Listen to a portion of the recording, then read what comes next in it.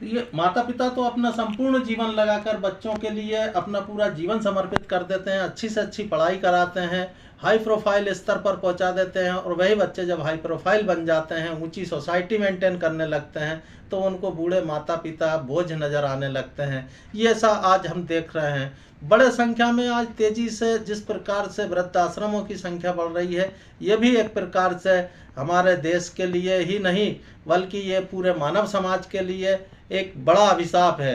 वृद्धाश्रम वास्तव में कहीं होने की पहले कभी हमारी जो सनातन संस्कृति थी उसमें कभी कोई वृद्धाश्रम नहीं हुआ करते थे।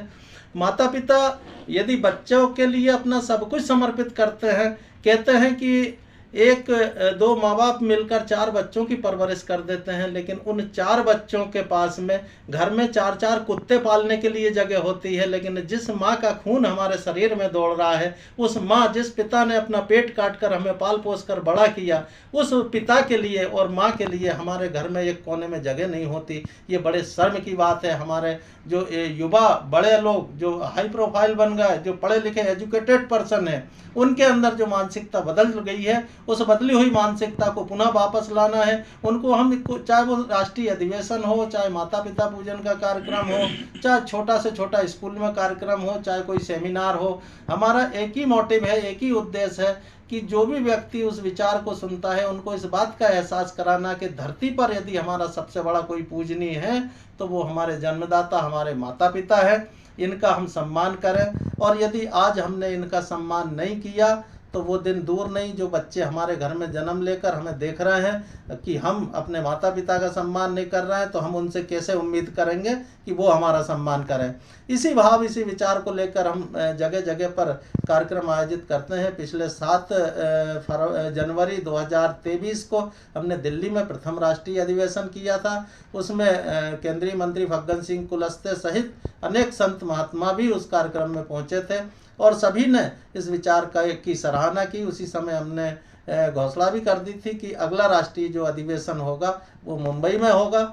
और उसी क्रम में अभी 20 जनवरी को हमने मुंबई में एक बड़ा राष्ट्रीय अधिवेशन किया, जिसमें कि रायसेन, भोपाल से लेकर मध्य प्रदेश, राजस्थान, महाराष्ट्र के अलावा अन्य प्रदेशों से भी हमारे जो पदाधिकारी थे वो पहुँचे।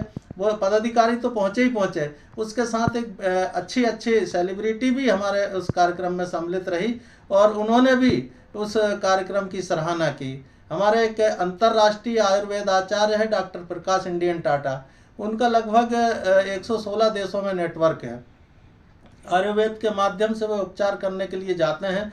जहाँ भी, जिस कंट्री में भी वे जाते हैं, वे संस्कार सेना की विचारधारा, माता पिता के सम्मान की विचारधारा विदेशों से भी पहुंचाने का काम करते हैं। तो ये जो संस्था है हमारी राष्ट्रीय स्तर से लेकर अंतर्राष्ट्रीय स्तर पर काम कर रही है। उन्हीं के मार्गदर्शन में मुंबई में हमारा जो राष्ट्रीय अधिवेशन संपन्न हुआ, उसमें फिल्म के जो है निर्माता, निर्देशक, डायरेक्टर और सिंगर और जो अभिनेता अभिनेत्रियां भी उस कार्यक्रम में सम्मिलित हुए, और सभी ने इस विचार की काफ़ी सराहना की है। हमारे उसमें एक अभिनेत्री जो कि हजारों फिल्मों में अपना अभिनय कर चुकी है, पूनम झाबर जी, वे उस कार्यक्रम में उपस्थित थी। एक बड़े अभिनेता जो आपने अधिकांश विलन के रोल में देखा होगा, तेज सप्रू जी, वो भी उस कार्यक्रम में उपस्थित थे। मशहूर सिंगर दिलीप सेन जी उस कार्यक्रम में उपस्थित थे, और भी हमारे काफ़ी उस सेलिब्रिटी उस कार्यक्रम में सम्मिलित रहे। और उस कार्यक्रम की हमारी एक जो संस्था के द्वारा बनाई गई एक नियमावली है, उसके अनुसार हम जो कार्यक्रम का शुभारंभ करते हैं, उस शुभारंभ में हम श्रवण कुमार जो कि माता पिता की सेवा के एक प्रतीक माने जाते हैं उनका, और श्री गणेश भगवान का हम पूजन करके उनकी छाया चित्र को नमन करके हम अपने कार्यक्रम की शुरुआत करते हैं।